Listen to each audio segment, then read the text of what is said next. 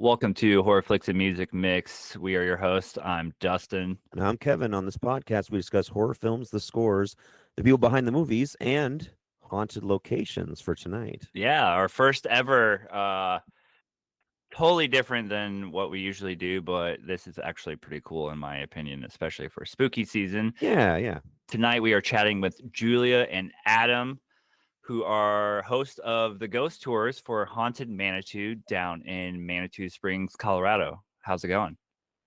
Very well. Thanks for having us on the program. Yeah, Great. Absolutely. Well, so I obviously, yeah. Dustin, you were there. I've been there. I know. I've So been there a few times. I'm going into this a little blind, so I'm actually more excited for this interview because I get to learn more about this place. I found a podcast that went over it a little bit and listened to it, but obviously hearing from the people who do the tour, those be even more interesting for me. So, lower your expectations. Right. Well, I guess I'll start with the first question. How did you guys first get involved with Haunted Manitou? Manitou. Oh, Ooh, see? yeah, you gotta get. Oh, no, not the Manitou. The We Manitou. don't want to talk about the Manitou. Oh, no. That's a whole different ball game. Okay. Yes. But the Manitou has been pretty good. Well, let's see. The real story, or you go ahead.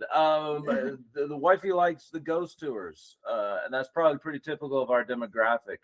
Usually it's wife dragging her husband to a ghost tour, and she likes them, and we've gone on some good ghost tours, and we love Manitou Springs. And honestly, we had heard rumors of some of the haunts and some of the weird history of Manitou Springs, but being that we both have theater backgrounds, and she likes the ghost tour stuff, she was like, let's do a ghost tour in Manitou Springs. That's kind of the real bland story of it. And then from there, I kind of thought to myself, how can we reach maybe a wider crowd of like anywhere from the real believers, which we totally get on the crew, to those husbands that are kind of dragged along to the ghost tour who want, to be entertained as well. And that's what we kind of try to do, as at the same time just expressing our love and devotion to Manitou Springs and the people of Manitou Springs, and just trying to do right by this lovely mountainside haunted town. Ooh. I will say that I dragged my wife I love Oh. that. to the Right. So yeah. You're in that 1% demographic. No. Well, we're changing that now. So I mean, that's the way. There you go. Yes.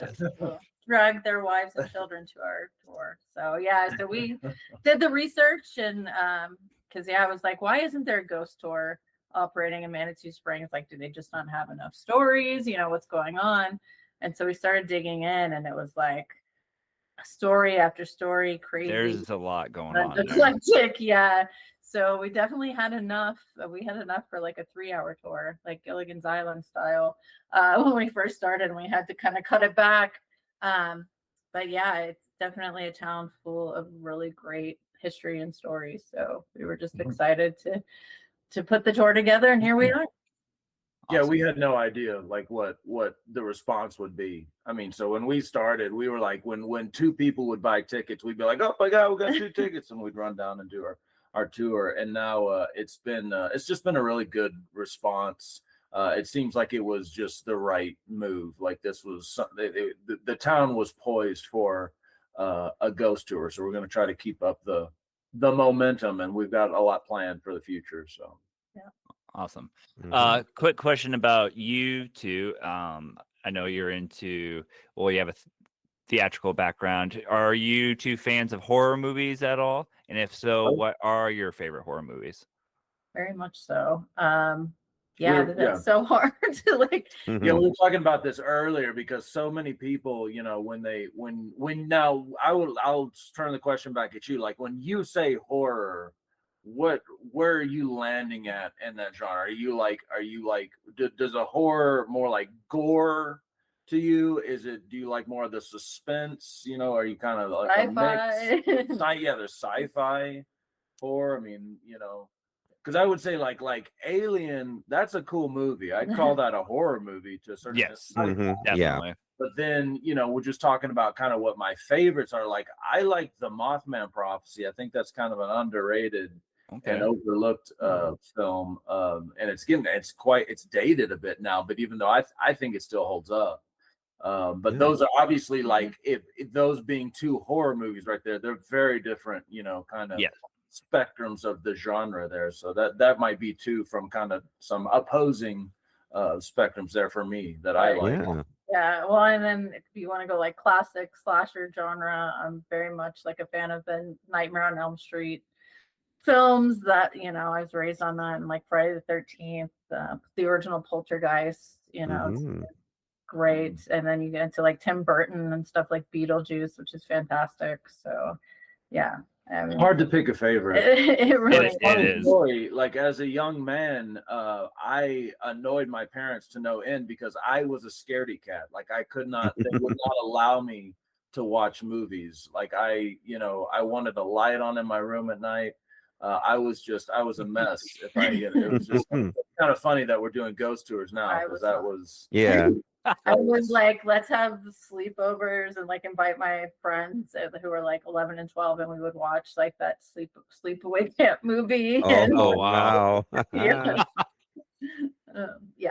So yeah, my dad took me to Friday the 13th in 3D, like part 3 in 3D. I think I was 10. Wow. And yeah, it was great. I was not Loved it. allowed. Mhm. Yeah. That's so Big fan of cool. the genre. Yeah. Well, now getting into the Springs itself.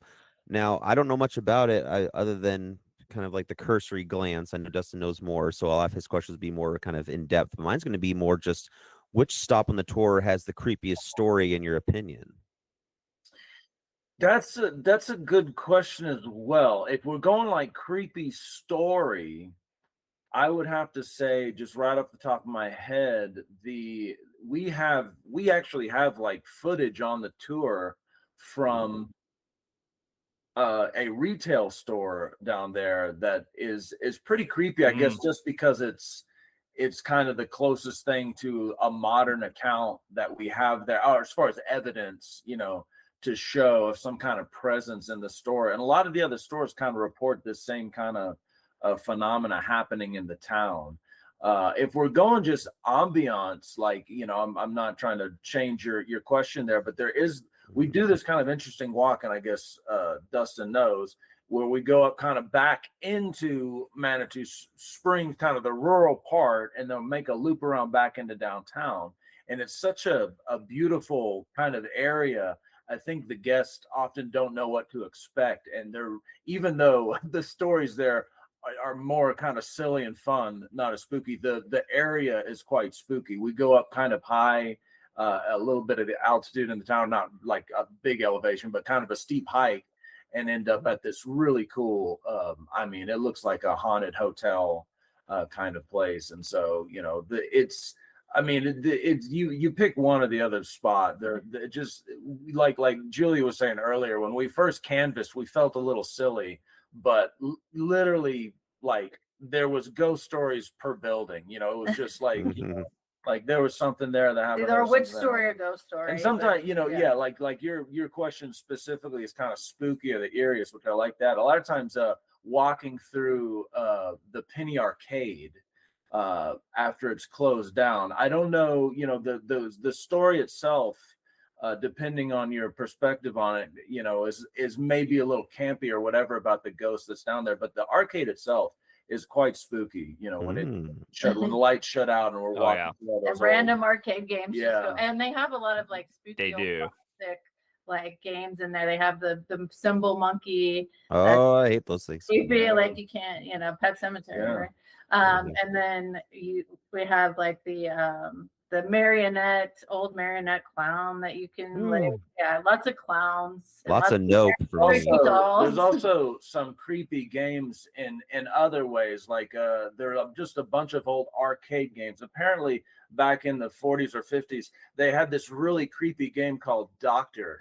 And you you were going to 1920, you're going to an exam, and apparently it's just a peep show. I was like, what the medical profession needed to take itself a little more seriously back then. But yes, I found that to be creepy, not in a really scary way, just kind of a perverted way. But it's in there. It's in the arcade. You can definitely see some interesting history, but a lot of creepy dolls. And there's actually a new thing that I don't think that it was there when you were there, Dustin, but there's a possessed doll that was one at the Penny Arcade that now is on display at Colorado Artifacts, which is like right next to the Penny Arcade. And a kid won it in like the 1903, I think. Took it to New Jersey. It wreaked havoc on her family, and basically like her last dying wish was like to bring it back to Manitou and return it. So now it's here. It's back in Manitou. So that's creepy and fun. Nope. Yeah, I don't think we knew that when you were on the tour. It's a pretty new addition. So yeah. Dang. I do remember one time, we've been up there a few times, my wife and I, and we were walking through the arcade at night, and it is scary. And then just a random game would turn on. Yeah. We're just like, fun. what is this? I love it. Yeah. It's fun. Okay, so have you or anyone else ever experienced anything during one of your tours at all? Yeah. So we were talking about this. There have been quite a few experiences. It's really like the town is just fantastic, and that was kind of the other thing we were a little worried about was, were they going to embrace us? You know, if we did get big and we're just 20 people are walking through town, are people going to be annoyed or whatever? They love it, and I want to say, the other day we get help. We get help, and we don't know where it's coming from. So it's fun to wonder what of this stuff that is going on is haunts or people just having fun. Either way, we don't care. But the other day, or the other night, rather, it's at night. So we're starting in front of Fountain Creek. Like, we do it on purpose. And I forget if sometimes we start in different places. So I forget if you started at this place or you know what I'm talking about. But we start as I'm kind of facing the group, and the group's facing me. And behind me is Fountain Creek, and kind of just a dark void, back there. And then I have some little lights on me, and it looks kind of creepy. And we do that on purpose. Well, the other night I'm doing the intro, and I'm, getting into it, and it's a pretty good group and everything. And I realized some of my audience members are looking behind me at the creek. And obviously something's going on back there, and the looks on their faces are, kind of shock or a little trepidation. And I look behind me into the dark, and behind the trees are these two little creepy faces peeking out from behind. I mean, spooked me out. I was like, it's like classic horror, Now, the healthy skeptic in me says that was some town helpers being fun, but they did a really good job. Like, we didn't know. In the group, the worrisome thing about for me in the group is they think we set this up, and I'm just going like, I don't know who these people are in the trees in the dark behind us with creepy masks on. It's freaking them out, and to liability a bit for myself kind of freaks me out a little, because I'm not sure if it's all fun and games or someone's about to get stabbed. But luckily that would end the tour real quick. yes, real life horror. But it was good. It was fun. Now we've had lights come on in buildings. We still don't know why they're coming on or who is doing it. I nearly ran into a literal bear walking down the street the other day that just sort of ran behind me and down an alleyway. An actual bear, not a wow. Yes, as far as we know, it was real. And it was a big bear too. Like, I'd never seen a bear that close. We have Mike Myers kind of follow us through. We do have another friend yes. Or and then ghost face. The cool thing that we encourage people to do is to look like and as I'm sure you remember, Dustin, like all the buildings are just beautiful. Like that in of itself is just kind of fun to go and just kind of stare at the buildings at night and look in the windows. And the other night there was a rather uninhibited bohemian older gentleman who decided to open the curtains and give us a look at things that we didn't really want to see, but it was pretty creepy. No. That was terrifying. That might have been the scariest thing. I mean, we've you seen on know, the tour yet. But right to privacy and everything. He just threw the curtains open. So I mean, I don't know what to do at that point except go, don't look at the guy up there. But yeah, that was quick anyway. foul. So all of those things, from the creepy to Batman, we saw Batman. Oh, Batman goes through town. Yeah. Pumpkinhead Jack goes through town. There's some cosplayers that make the group really fun and again mysterious. I don't know who they are. Like I don't really want to know. Honestly, we're very friendly with them, obviously, and so it's just a part of the eclectic mix of the town. But I'd say those masked dudes behind me was the spookiest thing that's happened during the tour. But people do catch like orbs and send us pictures and like things in the windows, and I have some weird pictures that I've taken and some weird videos. So yeah, it's never a dull moment. Like we're never like, man, that was boring tonight. Like there's always good. So Dustin was telling me about this Emma Crawford story, and then he said something about Coffin Races, and I was like, I want to ask a little bit about this. Emma Crawford, Coffin Races, what is going on here? Yeah, can you guys give Kevin a little background? Please do. That is like it's honestly, even outside of just the Halloween spooky stuff of town, Emma Crawford is kind of their flagship historical go-to, or their figure there in town. There's memorials all over town for Emma Crawford, and as the story goes, and this is so indicative of pretty much all the historical stories. They're just kind of weird and bizarre in this way, and magical in a certain sense. But apparently, this younger debutante, early days in Manitou Springs, came to Manitou Springs because Manitou Springs began as a kind of health spa for people, usually with respiratory illnesses. They were going to the town to get, they thought the minerals in the water and the mountain fresh air, that stuff could help them out. And tuberculosis was kind of an issue at this time. So they think Emma Crawford probably had tuberculosis. So she comes to the town trying to heal, and it's not going well. I want to say she's in her early 30s. She's 28. 20. Okay, so late 20s. She seems to have a sense that she's not gonna make it, and she requests that her fiance, if she dies, that he will please bury her atop this mountain that she likes and has even tried to hike up.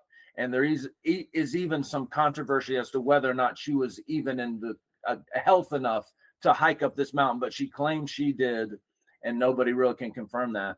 But she wanted to be buried on the top of this mountain. And by golly, when she died, the young man, or her suitor, got a team of pallbearers together. This was not an easy task, and they took her casket up to the top of Red Mountain. Red Mountain overlooks Manitou Springs. They're not supposed to do it. They tried to get permission, and they're like, no, you can't do that. And he's just like, I'm doing it anyway. And so he gets a team of these guys together, and they bury her up on the mountain. And, I guess for some people, they just thought, okay, that was a weird chapter in our history. I guess we move on. Not that it was any weirder than some of the other stuff going on. But apparently, one of the reasons why maybe they shouldn't have done it is there's a lot of storms in the area. And after a bit, there was a particularly heavy storm that just washes Emma Crawford and her casket back down the mountain and into town.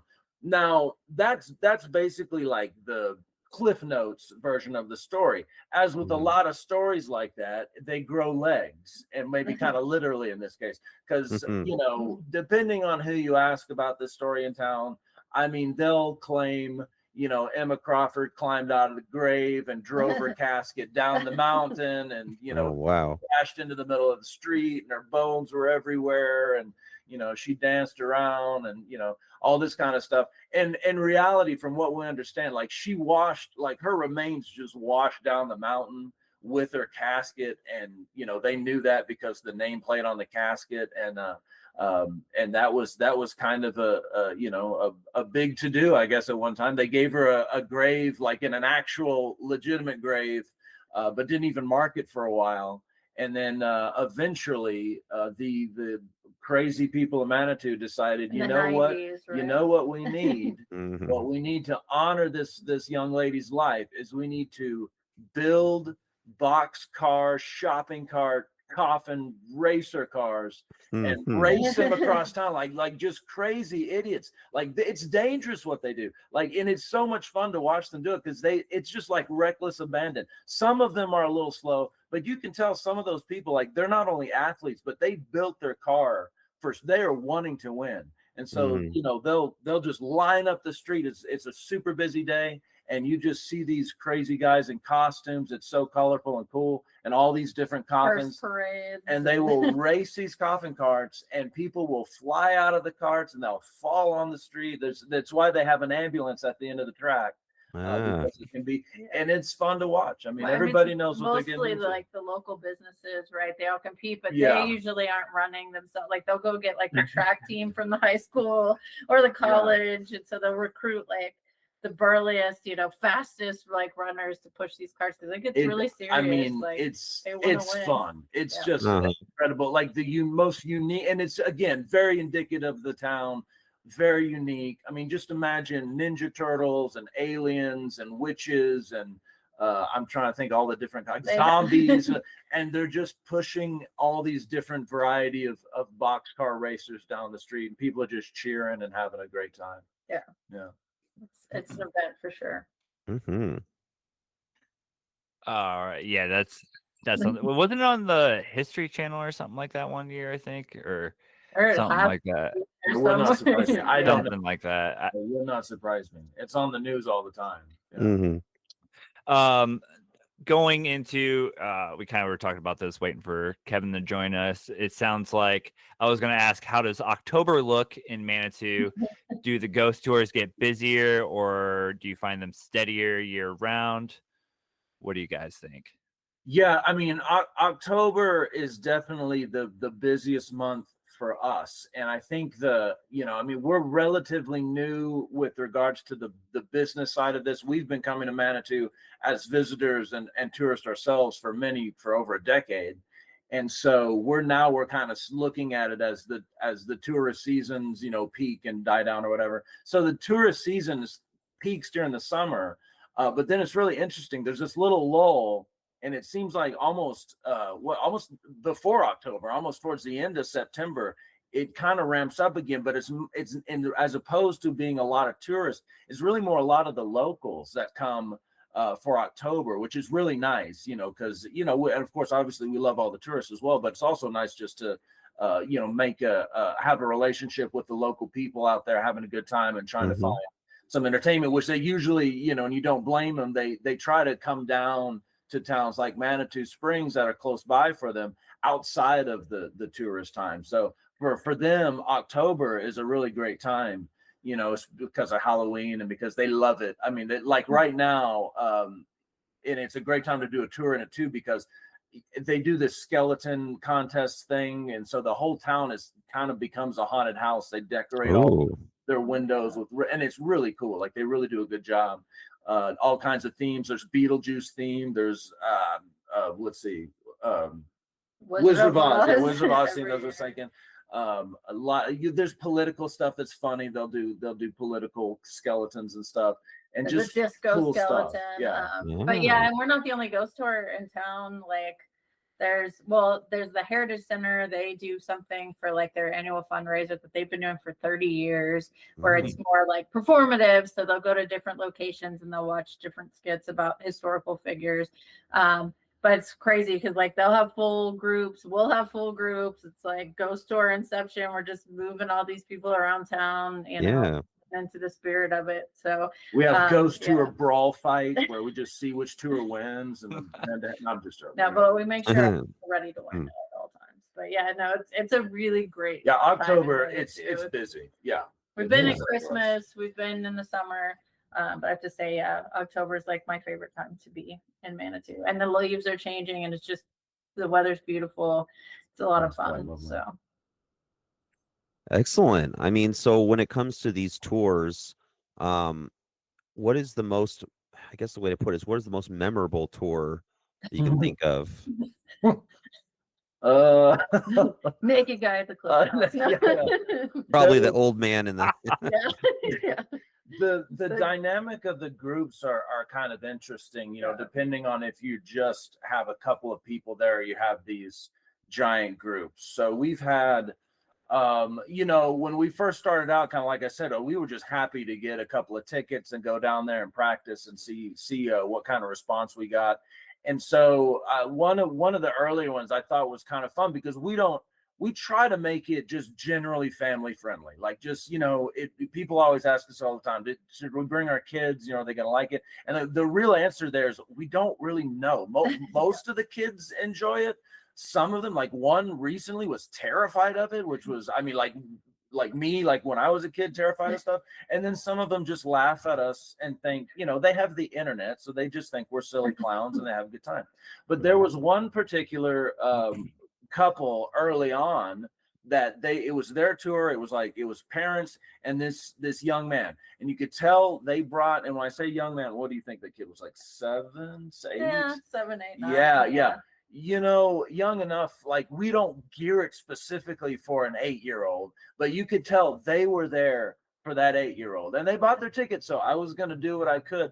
And the kid, was, I don't think he could have been any less interested in what we were about to do there. So I really had to win that kid over. And eventually, I kind of pulled him into it somehow, and he started having a good time, and we started having a good time. And I mean, the parents must have thought I did really well by the end of it, because I got a giant, I got a bigger tip than the tickets that they paid for. So I figured that was a good indication that we did entertain that child quite well. But that kind of stuff to me is fun, I guess, as a memorable experience, just because I like the challenge of some of those crowds that are maybe more quiet, and you try to kind of get them drawn into the stories and stuff. Other time, I mean, again, like you never know what's going to happen. We had most of the time, if we're approached by people from the outside into the tour, it's always positive. They come up, their locals come up, and they're like, "Oh man, this is the ghost tour.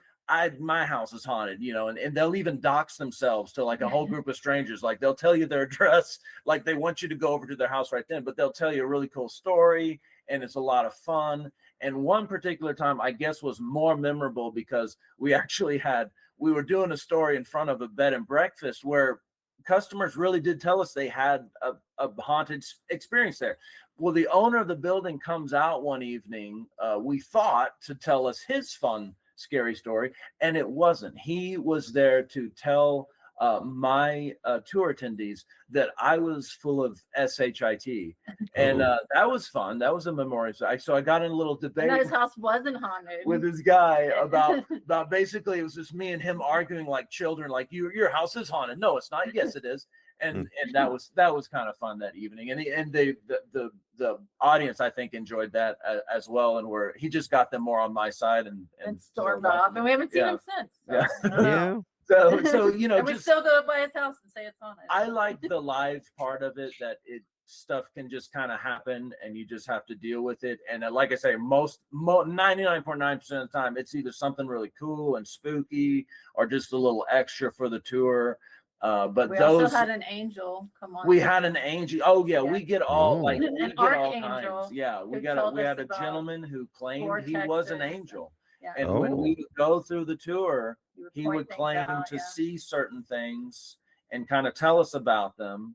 And then by the end of the tour, he even had some future predictions about the different timelines. He claimed to be some kind of architect of reality, and he was telling us we were good. We were going to be going down a good timeline.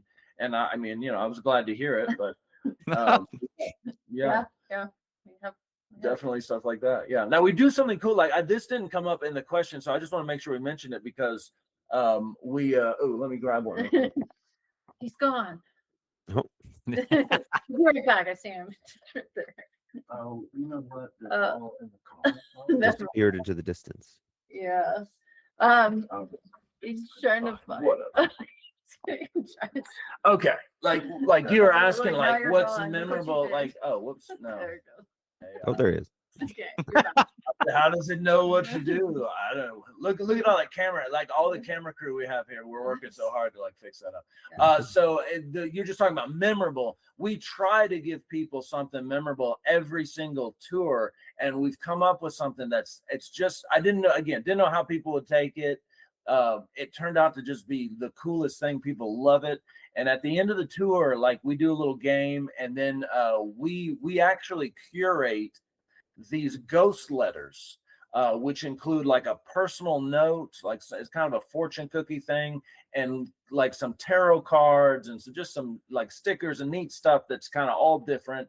And people love this stuff. And at the end of the tour, we pass these things out. I try to bring one up here. This is kind of an example. It's got like blood on it right here. But yeah, they're these wax sealed cool letters, and they're all different colors, and they're all they have little notes and stuff. And so every tour, we try to make that like a really cool, like memorable thing. People love them. They open them up and they read the notes, and a lot of times they're kind of freaked out by what it says or something, or are worried that it's going to say like you're going to die tomorrow, something, which they never say something like that. But it's the anticipation of like what their ghost letter might tell them is really fun, and people like that stuff. So yeah.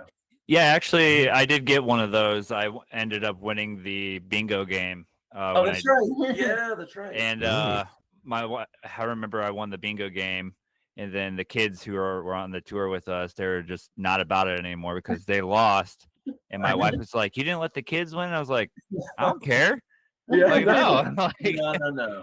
And I opened it up when was it that night or something? But yeah, it was kind of interesting, like the tarot cards that I got and the letter in it, because I don't know, I'm like kind of superstitious, kind of not, but it was just weirdly on point with what was kind of going on in my life. So I was like, okay, I should have grabbed it. It's sitting around here somewhere. I should have grabbed that to show. But that's kind of cool. Do you remember like what it was that you saw in there that you tried? Oh my god, that's so like me right now.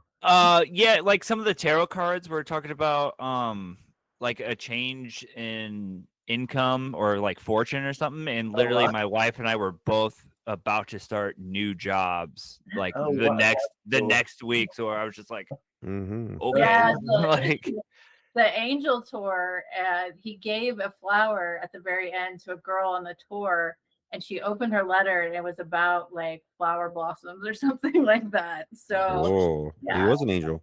Interesting. Yeah, I don't know. He was like saying concrete cut vortexes, which is something we talk about, which the ancient like native tribes and stuff believe too. And I forgot to say, like, you're talking about spooky stuff. I'm a healthy skeptic, and I think that almost makes me perfect for this kind of thing, because I'm not like biased. I don't, it's not just a joke to me, and yet at the same time, I'm not like, sell it just because somebody says something happens. But in the course of this stuff, when we've walked through, and this was like, Dustin, I think by the time you had toured with us, we had changed the tour a little bit. But before you had toured with us, we had a little bit different route. And there was this place we would walk through. It's the Soda Springs Park Pavilion.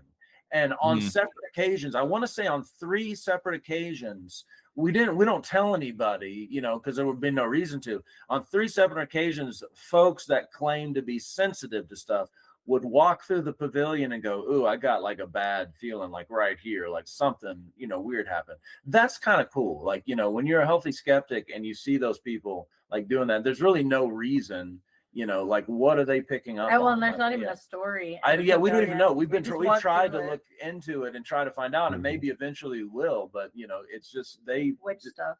They hit on those spots every single time. Different tours, different people that had no idea.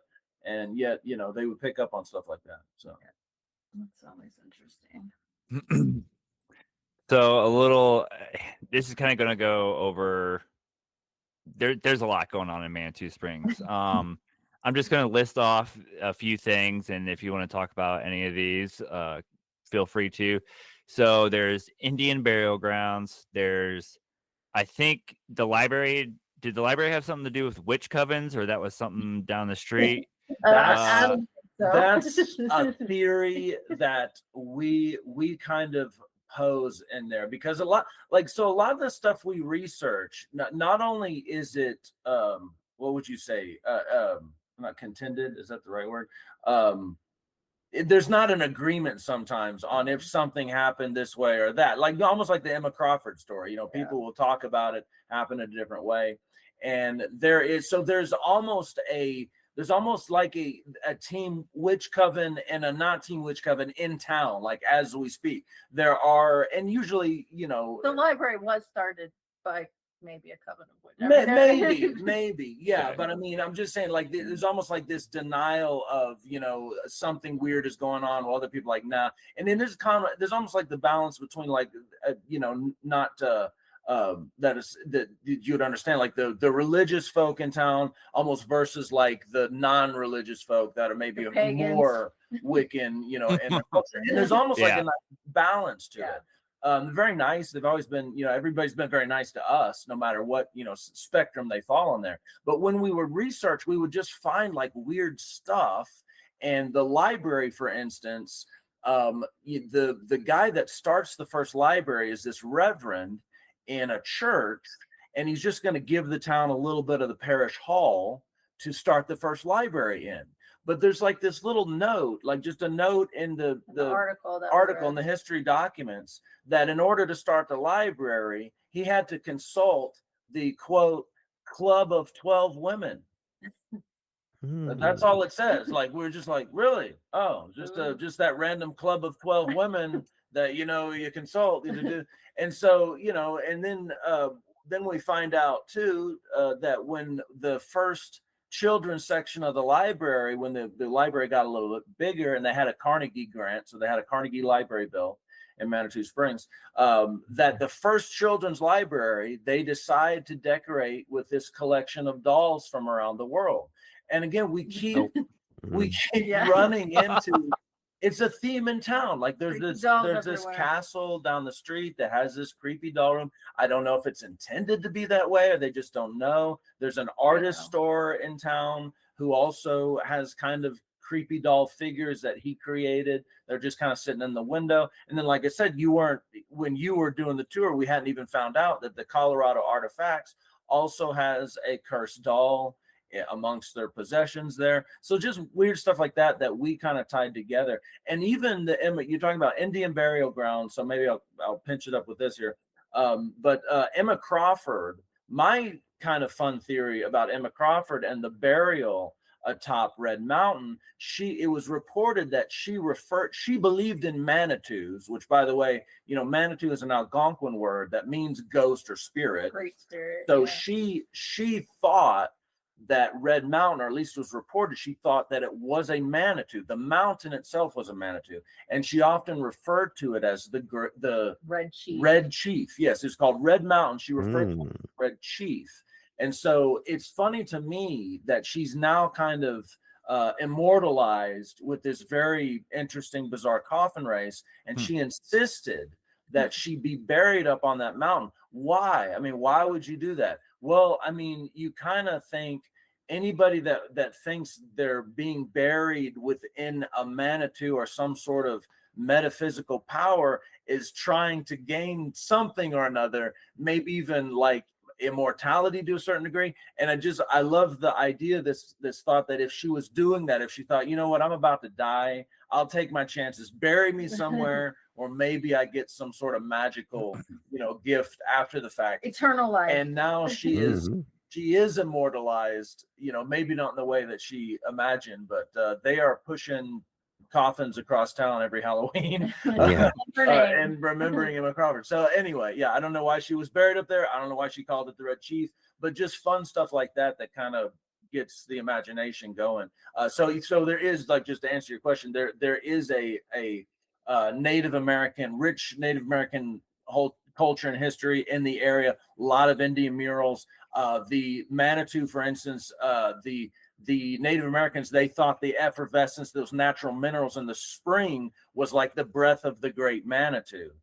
So they definitely play a part in whatever Emma Crawford thought she was doing, getting buried atop that mountain. And there's definitely, we talk about a mass graveyard. Actually, one of the first stories where a very famous historical castle is built like right over a graveyard. And I don't know if it was like specifically an Indian graveyard per se, but that was part of it. Like it was just kind of a mass body dumping ground.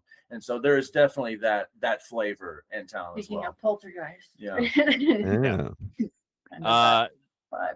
I got a couple more under that list, and then a few more things. Okay, so what's funny is I'm just kind of listening to all it. I find it fascinating.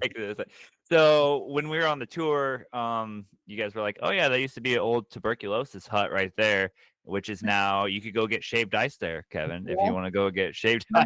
At the tuberculosis hut, perfect. Which I almost got shaved ice earlier that day, and then You should. They're good people, and it's We a don't great know spot. any instances of tuberculosis. Yeah, I don't think passed anybody's. I don't think. Yeah. from, Yeah. from the little hut. But. it was just crazy. It's like, oh dang, that used to be one. And then I know there was a story about some dude keeping some mummies or something like that. Yeah, and that even in the area, we're finding out apparently this was kind of a popular thing around the time they were making mummies, and it was kind of a status thing. Egyptian culture was really big, like in the 1910s. Have a mummy, or in this particular case, the gentleman we talk about makes a mummy. I mean, he's a doctor, like he would have the skill to do it. But it's just sort of odd. And I don't know that you heard the whole story. As we said, there's so many weird points about it. We often don't put the whole story in there. But this particular guy, town founder, he was a doctor. He was a pharmacist in town. He was the sheriff at one time. He was head of the school board. He was a coroner. That's what he really seemed to like. He liked to tinker with dead things. Said to have tried to bring a family pet back from the grave, like Pet Cemetery, like Frankenstein style. Obviously didn't succeed that we know of, or as the legend have it, apparently there's a ghost dog that haunts the town now because of that situation. Affair. But yes, he ends up with a mummy, or I'm sorry, a corpse. Yeah. And he just wants to practice mummifying, which maybe that's not so weird. But not weird at all.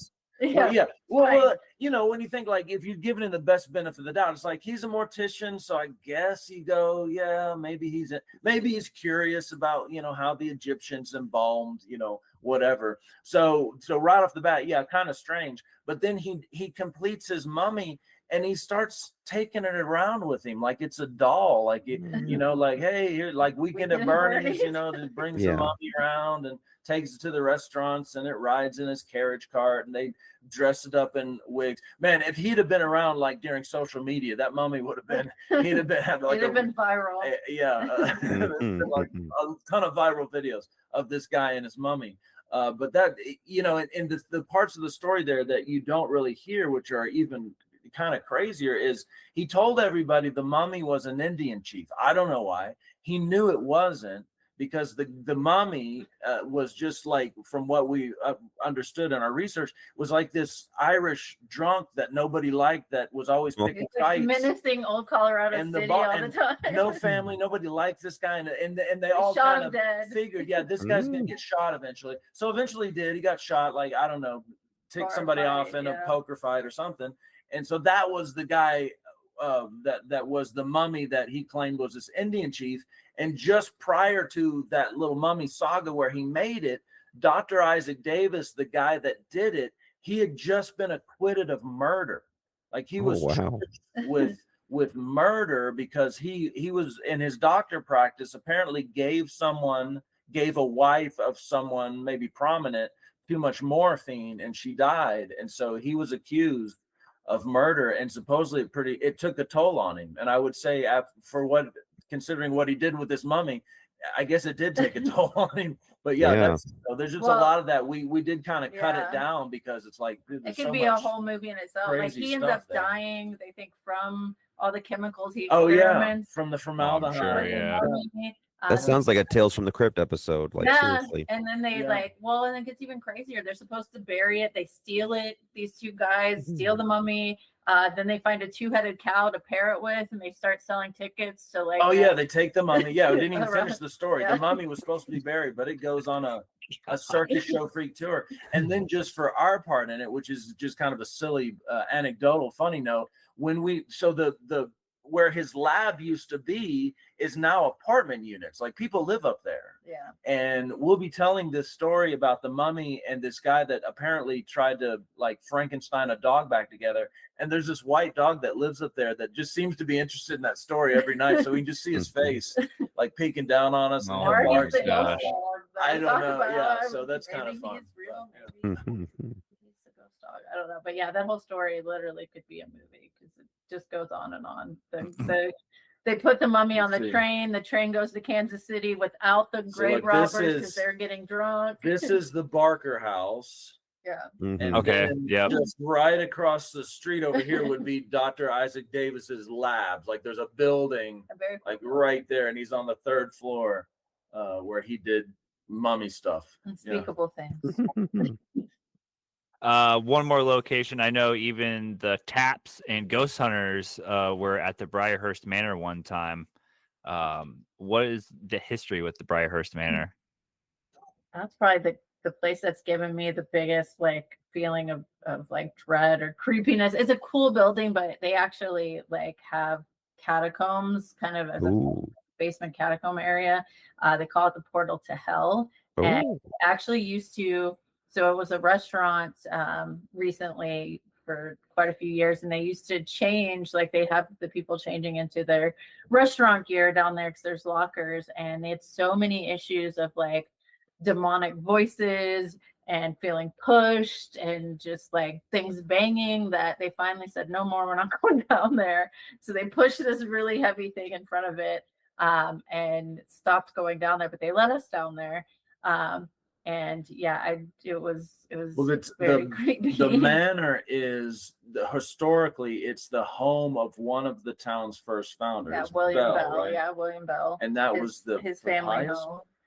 home. He was friends with Palmer, who was Palmer very pious. Like Bell and Palmer basically found Manitou, like as it like made it a township, right? And see, there's funny, like interesting right off the bat where we talk about this dichotomy of like kind of the more maybe religious versus the more maybe secular kind of, and there's Palmer and Bell. Rose and also in there and too. Palmer and Bell were like the two main guys that founded the town, and they were kind of, one of them was kind of religious and one of them was kind of not, and they could have some issues because of that and their personal perspectives on life and stuff.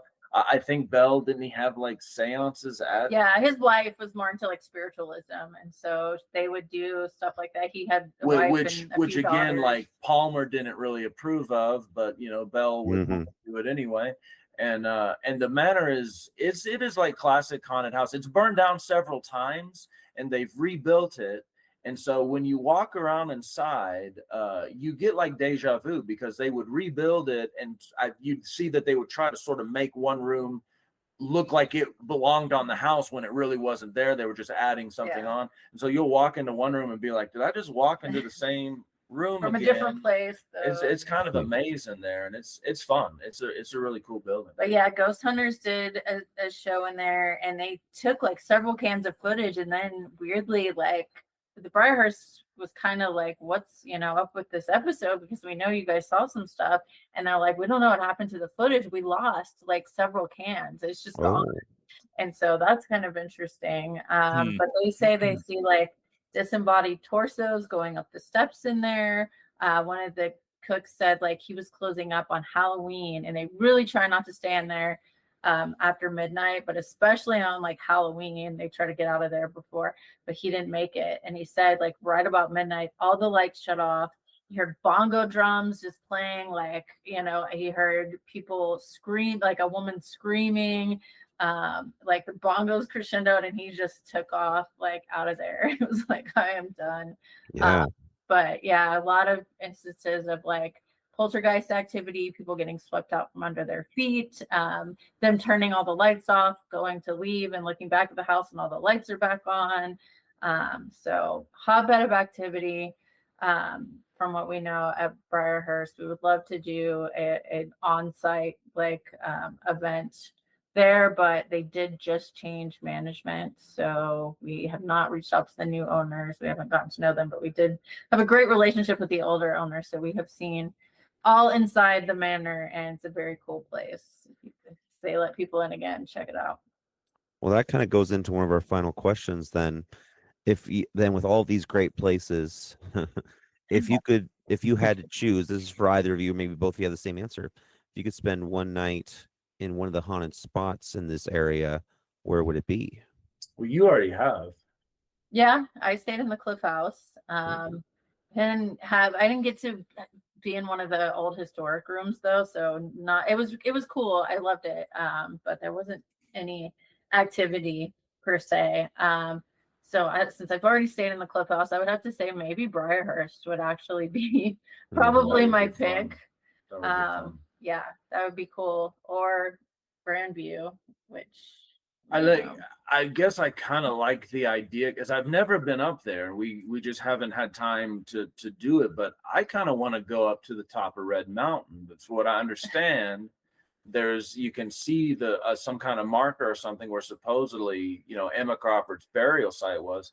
I'd love to go up there, and like I know it's not like a hotel or like a haunted house necessarily, but definitely seems like it has a lot of haunted energy up there. And try to stay the night up on the mountain, see what happens. But yeah, I mean, there's it's you throw a dart and there's Crystal Valley Cemetery would be really cool. The cemetery, very cool. Yeah, absolutely. Yeah, I mean, about anywhere in town, I'd try to do. In fact, that's kind of what like she was talking about, kind of the future of what we'd like to see with regards to our tour there. We would like there. We go through town as almost like the 101 version of here's just a little fun, eclectic introduction to Manitou Springs. There are places like the Briarhurst, like Crystal Valley Cemetery, where you could do an entire tour. Miramont Castle. Miramont Castle, just about those, houses and structures. And, we, of course, being the entertainers that we like to be, would try to hybrid, almost like the haunted house experience with the ghost tour, like a historical, creep out kind of tour. So that's where our trajectory is kind of looking at, where hopefully, we will be able to offer these, cool. Maybe very like kind of intense, immersive kind of experiences where, we will have to, maybe say, maybe not the best, thing to take your kids on or something and have an interesting time. But yeah. Well, that's going to be it on questions. Is there anything else that you wanted to add that we haven't touched on?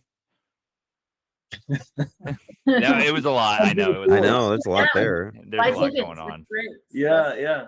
I think I'd be remiss not to say that we've just really enjoyed working in Manitou Springs, and it's one of those things where, like I said, we worried if we would just be annoying or be kind of a nuisance in town, and the town has just been super welcoming. I think it's just kind of the perfect thing to be going on in Manitou Springs, and like I say, it was so much so that people are becoming a part of the tour, even if we don't ask them to be, and we love that. And the tour really was a love letter to Manitou for us. With those letters that I showed you with the wax seals, that's how that started. It was just kind of a weird idea to me. And we before we even got started with the tour, we sent them out to just like anybody we could send out to in Manitou, just kind of advertising us. And it was just a neat little PR idea, and it kind of grew from that. But like I said, we've just really loved working with the people in Manitou and the businesses of Manitou, meeting all the people we meet on our tour. Great people, really great people. But we meet people from all over the world, all over the country. The ad that we did that just we threw it together because we don't have a lot of time, but those are town volunteers that were just like stoked to like be a part of our the guy that owns the comic stores in it, the guy, those are Manitou Springs locals, and one of them is very drunk, even though you can't really tell in the commercial, but it was still just made it fun. and he did a great job. He did a fantastic job. He did a fantastic job. So it's just that kind of town. Like we showed up, and like literally in an hour we filmed all that stuff and just had a great time and laughed about it. Sat down and had a beer. Exactly. That's exactly what we did. Yeah, sat down and had a beer and kind of laughed about it some more. And James and Mike and all my guys down at Bear. Cool people, very cool people. Yeah. Yeah, I'm gonna throw that video probably at maybe the beginning or at the end of this. But yeah, I still gotta watch that, and I will throw it in and edit it in with the video version that you can watch on YouTube. If you're just listening to the audio version, go over to YouTube and check that out. Yeah, that's gonna be it. We hope you all enjoy this interview with Julia and Adam. Thank you guys so much for coming Yeah, on. thank you guys. I've loved. I hope to visit this place with my wife Yeah, someday. Kevin, come see us. Yeah, I Take love you that. on the Yeah, Totally. go out there. phone. Well, my wife and I will be back. We always every Fantastic. couple Yeah. years we come out. Nice. So is there anywhere that we could follow you guys? Or I know there's a Haunted Manitou Facebook page, anywhere on social media? I mean, pretty much our website, hauntedmanitou.com, is where you can get all the info about us. And anywhere, if we're on social media, it's literally just Haunted We're on Manitou. Facebook, Instagram, We try Twitter, to make it TikTok. easy. Yeah. So if you just search Haunted Manitou, and there we are. Mhm. Awesome. Excellent. Well, I will be following all of those for sure. And make sure to follow us as well on Facebook, Instagram, TikTok, and of course our new YouTube page where we're putting these videos for this month. It's great that we have a chance to talk about things that are a little more on the, I'd say, real side of spooky rather than our film version. So this is a really unique experience, and hopefully our listeners, if you have a chance, or those who already live in Colorado, go check this place out for sure. Thank you. Yeah, thank you. We Yeah. really enjoyed being on the show, so thank you so much. Yeah, thanks for coming on. I was walking around on the ghost tour and I'm just like telling my wife, I'm like, I want to see if they want to come on the podcast. So, Yeah, of Yeah, course. We appreciate you flattering, asking. so Yeah, very thank nice you, of you to Dustin. ask. We appreciate it. all right. Well, you guys have a good night, and thanks again for You coming too. on. Thank Yeah, you. hopefully we see you on tours in the future. Yep. Absolutely. Bye, y'all. See ya. On our next episode, we will be getting back to the Hollow Wheel, talking about scary stories to tell in the dark. Should we spin the wheel again now? Nah, let's do it till We'll then. do it at the next time. Okay, we'll do the next time. 'Cause there's a Yeah. couple movies I want to watch, and I'm just like, I don't know if I'm going to watch it for the podcast or not. But Yeah. until then, stay spooky.